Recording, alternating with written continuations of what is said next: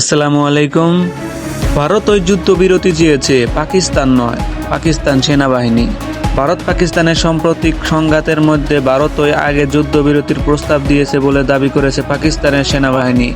আজ সোমবার দেশটির আন্তঃবাহিনী জনসংযোগ অধিদপ্তর আইএসপিআর মহাপরিচালক লেফটেন্যান্ট জেনারেল আহমেদ শরীফ চৌধুরী বলেছেন, ভারত ওই যুদ্ধবিরতি চেয়েছে, পাকিস্তান নয়। যুক্তরাষ্ট্রের মধ্যস্থতায় দিল্লি এই অনুরোধ জানিয়েছিল। পাকিস্তানের সংবাদ মাধ্যম জিও নিউজ জানিয়েছেন, ভারত পাকিস্তানের সম্প্রতি আঘাত নিয়ে সংবাদ সম্মেলন করেছে পাকিস্তান আইএসপিআর। সেখানে লেফটেন্যান্ট জেনারেল আহমেদ শরীফ চৌধুরী বলেন, পাকিস্তানের সার্বভৌমত্ব হুমকির মুখে পড়লে বা এর আঞ্চলিক অখণ্ডতা লঙ্ঘিত হলে এর প্রতিক্রিয়া হবে ব্যাপক। এ নিয়ে কারো কোনো সন্দেহ থাকা উচিত নয়। ডিজি আইএসপিআর বলেন, যারা যুদ্ধ চায় তারা কেবল নিজেদের স্বার্থসিদ্ধির জন্যই তা করে। শান্তি দুই দেশের জন্যই মঙ্গলজন। যুদ্ধের পেছনে যারা আছে তাদের লক্ষ্য সংকীর্ণ রাজনৈতিক স্বার্থ। সম্প্রতি ভারতের বিরুদ্ধে পরিচালিত হুনিয়ান উন মারসুস অভিযানের বিস্তারিত তথ্য তুলে ধরে তিনি বলেন, ভারতে 16টি সামরিক লক্ষ্যবস্তু আঘাত হানা হয়েছে।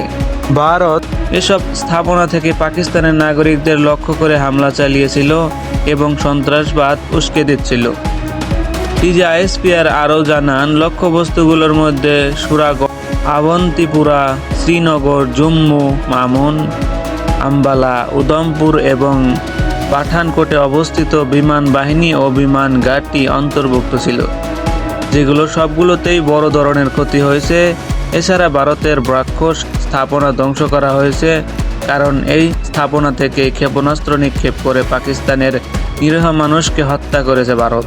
লেফটেন্যান্ট জেনারেল আহমেদ শরীফ চৌধুরী বলেন, এটি এমন এক সংঘাত ছিল যা 1.6 বিলিয়ন মানুষের জীবনকে প্রভাবিত করতে পারত।